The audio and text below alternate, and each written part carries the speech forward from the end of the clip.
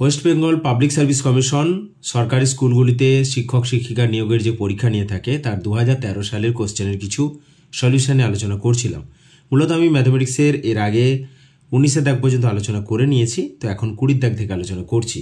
20 দাগে বলা রয়েছে the value of xi in the mean value theorem f of b minus f of a equal to b minus a into f dash of জাই where a less than জাই less than b and f of x equal to x into x minus 1 x minus 3 and 0 less than equal to x less than equal to 4 is বলে আমার চারখানা option দেওয়া রয়েছে। অর্থাৎ মিন value theorem যদি apply করি f of x equal to এই ফাংশনের ক্ষেত্রে, তাহলে জাইটা কি হবে, এবং জাইটা অবশ্যই a থেকে b এর মধ্যে রয়েছে। এখানে a বলতে 0 আর b বলতে 4 দেওয়া রয়েছে।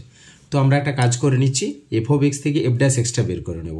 তার আগে আমি f of x টাকে একটু সিম্পলিফাই করে নিচ্ছি, যে আমার রয়েছে x into x minus 1, তাহলে x square minus x into x minus 3, এটাকে ক্যালকুলেট করলে x cube minus 3x square minus x square plus 3x, তাহলে x cube minus 4x square plus 3x। তো এটা ডেরিভেটিভ করলে আমরা যেটা পাচ্ছি 3x square minus 8x plus 3। তো আমার এখানে মিন ভ্যালু থিওরিম যেটা রয়েছে f of b minus f of y অর্থাৎ f of 4 minus f of 0 equal to b minus a অর্থাৎ 4 minus 0 into f dash of c। তো f of 4 বলতে কি না, আমাদের যে ফাংশনটা ছিল সেখানে বসে দেবো, এখানে বসাতে পারি কিংবা এখানে বসাতে পারি। তো f of 4 হচ্ছে 4 ইন্টু 4 মাইনাস 1 অর্থাৎ 3 ইন্টু 4 মাইনাস 3 অর্থাৎ 1 মাইনাস f of 0 হচ্ছে 0 ইকুয়াল টু 4 ইন্টু, আচ্ছা f ড্যাশ অফ c রয়েছে, এখনও f ড্যাশ অফ c আমি রাখলাম, তাহলে 4 4 ক্যান্সেল হয়ে গিয়ে কী হচ্ছে f dash of c equal to 3। ওকে, তো f ড্যাশ অফ c মানে আমাদের 3c square minus 8c plus 3 equal to 0। আরেকটু ক্যালকুলেশন করলে কি পাবো 3c square minus 8c equal to 0। তাহলে এখান থেকে c কমন নিলে 3c মাইনাস 8 ইকুয়াল টু 0। আচ্ছা দেখো, যেহেতু আমাদের জাইটা বলেছে এ থেকে বি এর মধ্যে থাকবে, আর এর সাথে ইকুয়ালও নয় বি এর সাথে ইকুয়ালও নয়, তাহলে জিরোর সাথে ইকুয়াল হওয়া চলবে না। তাহলে c not equal to 0, c not equal to 0 মানে 3c মাইনাস 8 ইকুয়াল টু 0 অর্থাৎ সি ইকুয়াল টু 8/3, যেটা কিনা আমাদের 0 থেকে 4 এর মধ্যে লাই করছে।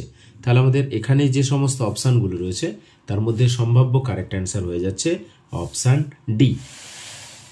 Next question number 21। Question number 21-এ বলা হচ্ছে the tangent at a, b to the curve x by a এর whole cube plus y by b এর whole cube equal to 2 is বলে চারখানা অপশান দেওয়া রয়েছে।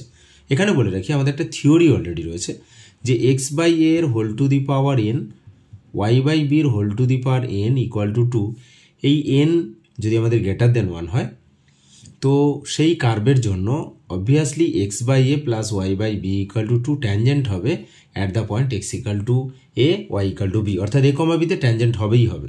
তো এক্ষেত্রে n এর ভ্যালু 3 আছে, তো অবশ্যই আমাদের অপশানে হয়ে যাচ্ছে সম্ভাব্য কারেক্ট অ্যান্সার। তো কিউব থাক 4 থাক যাই থাক, যদি এই ভ্যালুটা 1-এর থেকে বড় হয় তাহলে অবশ্যই এই কার্ভের জন্য a, b তে ট্যানজেন্টটা সবসময়ই x by a plus y by b equal to 2 হয়ে যাবে। Next question number 22। Question number 22-তে বলা হয়েছে the pedal equation of r to the power n, r to the power m রয়েছে এখানে, r to the power m equal to a to the power m cos m theta is বলে চারখানা option রয়েছে। তো আমরা এটাকে simply just derivative করতে পারি, ডেরিভেটিভ দুভাবে করতে পারো। আমি সুবিধার জন্য কি করেছি না, কাপটা তুলে নেওয়ার পর জাস্ট লগারিদম নিয়ে নিয়েছি বোথ সাইডে। তো লগ নিয়ে নেওয়ার ফলে কি হচ্ছে, পাওয়ারটা কোফিসিয়েন্ট হয়, তাহলে m log r equal to m log a, আর প্রোডাক্টটা সাম হয় তো m log a plus log of cos of m theta. এবার ডেরিভেটিভ করছি, তো m by r dr by d theta কার সাপেক্ষে করছি, থিটার সাপেক্ষে করছি। তো থিটার সাপেক্ষে যেহেতু করছি এখানে আমাদের থিটা নেই, তাহলে এটা 0 হয়ে গেল, আর এটা ক্যালকুলেশন করতে গিয়ে মাইনাস ট্যান m থিটা পেয়েছি, আর এমটা আমাদের দুপাশ থেকে ক্যালকুলেট করতে গিয়ে কেটে গিয়ে আমরা আলটিমেটলি পেয়েছি 1 by r dr by d theta equal to minus tan m theta. এখন আমরা জানি যে r d theta by dr equal to tan phi হয়, তো এটা ক্যালকুলেশন করলে আমাদের রেজাল্টটা আসছে না। তো আমরা এই পর্যন্ত করার পর অর্থাৎ 1 by r dr by d theta equal to minus tan m theta করার পর আমরা যে রেজাল্ট একটা জানি ডিফারেন্সিয়াল ক্যালকুলাসে, যে রেজাল্টটা আমরা ইউজ করে থাকি যে 1 by p square equal to 1 by r square plus 1 by r to the power 4 dr by d থিটার হোল স্কোয়ার। এটাকে আমরা একটু ব্যবহার করলে পরে খুব সহজে যে অপশানগুলো রয়েছে তার মধ্যে আমরা পেয়ে যাব। তো 1 by p square equal to 1 by r square plus 1 by r to the power 4 already d r by ডিতে ওখানে ক্যালকুলেট করা ছিল, সেটাকে আমরা বসিয়ে দিয়েছি। এরপর ক্যালকুলেশন করতে যেটা পেয়েছি 1 by p square equal to ওপাশ থেকে আমরা 1 বাই আর স্কোয়ার কমন নিয়ে নিয়েছি, তাহলে 1 plus tan square m theta, আর 1 প্লাস ট্যান স্কোয়ার থিটা মানে সেক স্কোয়ার থিটা হয়ে থাকে, তাহলে 1/r square sec square of m theta. আর বর্গমূল নিয়ে নেওয়ার ফলে আমরা পেয়েছি 1/p equal to sec m theta by r. আচ্ছা, আমাদের যেটা দেওয়া ছিল a to the power m into cos of m theta equals to r to the power m দেওয়া ছিল। তো এখান থেকে কস এম থিটার ভ্যালুটা হচ্ছে r to the power m by a to the power m। তাহলে কস এম থিটার ভ্যালুটা আমরা এখানে বসিয়ে দিলাম r to the power m by a to the power m। তো বসিয়ে দেওয়ার ফলে ক্যালকুলেট করতে যেটা পেয়েছি যে p into a to the power m equal two r to the power m plus 1, অর্থাৎ r to the power m plus 1 equal to p into a to the power m। এটা আমাদের কোন অপশানে আছে দেখতে হবে, সেটাই হয়ে যাচ্ছে সম্ভাব্য কারেক্ট অ্যান্সার। আমরা যেটা দেখতে পাচ্ছি এটা অপশান বিতে রয়েছে, তাহলে সম্ভাব্য কারেক্ট অ্যান্সার হয়ে গেল এক্ষেত্রে অপশান বি। তো এখন আপাতত এই কয়েকটি প্রবলেম আলোচনা করলাম, নেক্সট আমরা আবারও কিছু প্রবলেম আলোচনা করবো এইভাবে। ওকে, থ্যাঙ্কস ফর ওয়াচিং।